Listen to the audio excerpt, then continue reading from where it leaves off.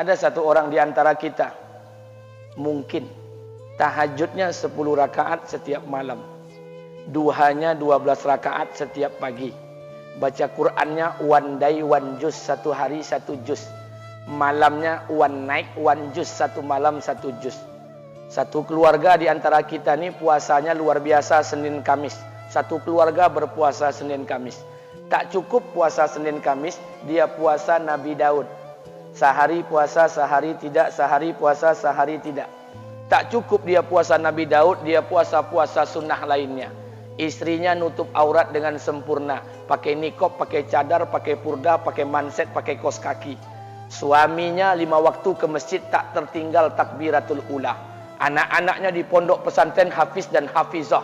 Tiap pagi berinfak, tak pernah menggunjing orang. Quran terjaga, aurat terjaga, tahajud terjaga, 5 waktu terjaga, duha terjaga, Quran terjaga, puasa terjaga. Sempurna satu keluarga nih, amalnya.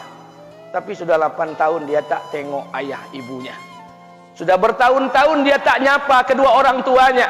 Sudah bertahun-tahun dia tak berhubungan baik dengan ayah ibunya. Sudah berminggu-minggu dia berkelahi dengan ayah ibunya. Sudah berhari-hari dia bermusuhan dengan kedua orang tuanya. Maka anak seperti ini, seluruh amal yang mereka kerjakan tertolak di sisi Allah Subhanahu wa taala, tidak akan diterima Allah.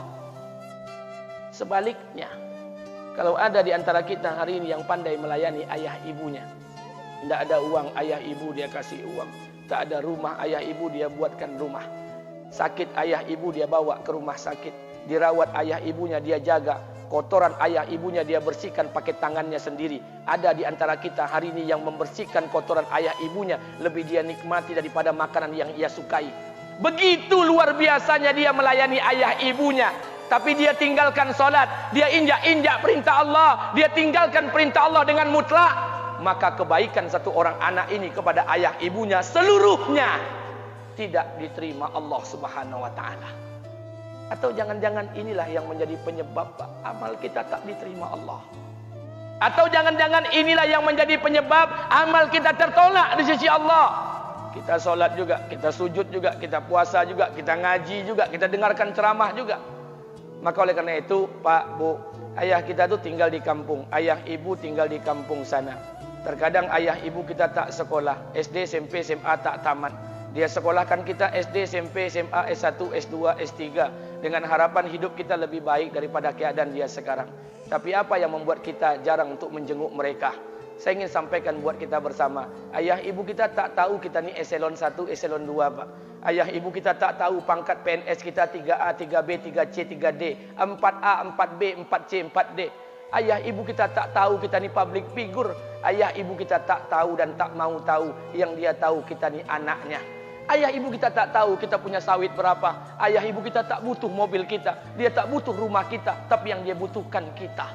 Apa yang membuat kita jarang untuk menjenguk mereka?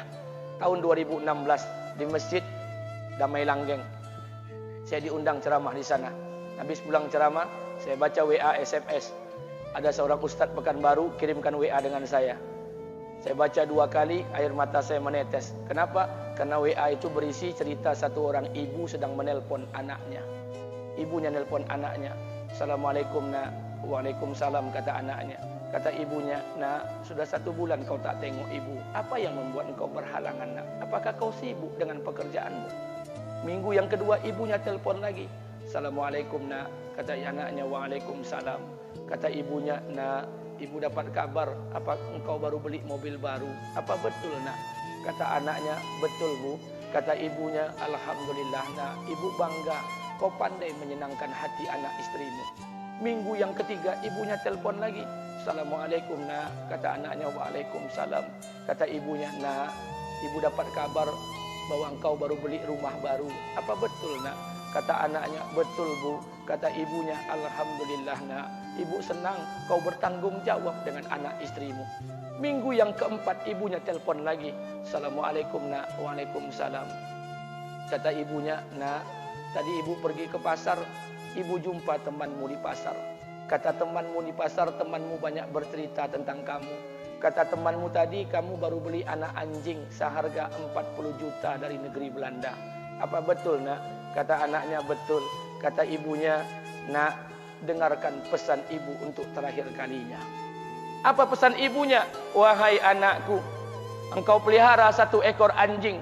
Kau siapkan harga anjing 40 juta. Kau siapkan rumah untuk anjingmu depan rumahmu. Kau jaga anjingmu pagi, siang, dan sore. Kau mandikan anjingmu pagi, siang, dan sore. Kau kasih makan anjingmu pagi, siang, dan sore. Demi Allah nak, dengarkan pesan ibu untuk terakhir kalinya. Apa kata ibunya? Demi Allah nak, demi Allah. Kalau seandainya Allah menciptakan ibu, kalau seandainya Allah menciptakan ibu untuk yang kedua kali di muka bumi ini nak, demi Allah, ibu tak ingin terlahir sebagai manusia. Ibu ingin lahir sebagai seekor anjing, biar berada depan rumahmu dan melihat wajahmu setiap hari. Ibu kita tak butuh harta kita, Pak. Dia tak butuh uang kita, dia butuh kita. Apa yang membuat kita jarang untuk menjenguk mereka? Pantas hidup kita tidak berkah. Pantas rumah tangga kita tidak sakinah. Karena hubungan dengan ayah ibu kita rusak selama ini. Masih ada kesempatan, masih. Yang jauh telepon, yang dekat kunjungi mereka. Demi Allah, kita butuh keberkahan doa mereka. Yang sudah meninggal, ziarahi kuburnya dan doakan mereka. Imam As-Syafi'i berkata, apa kata Imam As-Syafi'i? Manusia zalim, manusia bodoh, kalian tak tahu. Apabila ayah dan ibu kalian mengangkat tangan di malam hari, dia berdoa kepada Allah untuk anaknya. Doanya cuma sekali, malamnya cuma sekali, hanya sekali saja doanya. Apa kata Imam Syafi'i? Sekali doa ayah dan ibu kalian sudah cukup bagi Allah untuk menjadikan kalian anaknya berkah dunia akhirat. Hari ini berapa banyak doa ayah dan ibu kita, tapi tidak ada keberkahan buat anak mereka. Kenapa? Hati mereka tersakiti. Maka pulang, Pak, cari mak bapak kita. Kita punya rumah hari ini, Bu, kita punya rumah, punya harta, punya uang, punya pekerjaan, punya kekayaan, punya sawit. Kita jadi orang hari ini jadi pegawai bukan kena sarjana kita, Pak. Kita jadi orang hari ini bukan kena otak kita. Kita jadi orang hari ini bukan kena kepintaran kita. Kita jadi orang hari ini jangan-jangan kena keberkahan doa ayah dan ibu kita yang tak pandai tulis baca di kampung sana. Cari mak bapak kita, Pak. Demi Allah, kita butuh keberkahan doa mereka. Apa guna di kehidupan dunia sementara Allah tidak ridho dengan kehidupan kita? Pantas amal kita tertolak di sisi Allah. Maka pulang ke rumah cari mak dan bapak kita yang masih hidup, duduk bersama mereka. Kalau seandainya kita tak bisa membahagiakan mereka, jangan pernah menyusahkan mereka. Kalau seandainya kita tak bisa membuat mereka tertawa, jangan pernah membuat mereka menangis. Demi Allah, kita hanya punya 1 ayah kandung. Kita hanya punya 1 ibu kandung. Tidak akan ada ayah kandung yang kedua. Tidak akan ada ibu kandung yang kedua. Harta kita cuma 1. Ayah kita cuma 1. Ibu kita cuma 1. Tidak akan ada ayah kandung yang kedua. Tidak akan ada ibu kandung yang kedua. Pangkat jabatan bisa dicari. Harta bisa diraih. Kesempatan membahagiakan ayah dan ibu kita hanya sekali di kehidupan dunia ini, Pak. Pulanglah. Ketika mereka memanggil, tinggalkan istri, tinggalkan pekerjaan, tinggalkan semua proyek kita. Demi Allah, datangi mereka. Kata Nabi, sesaat kalian duduk bersama ayah dan ibu kalian akan mendatangkan keberkahan. Kenapa kalian tidak duduk bersama mereka?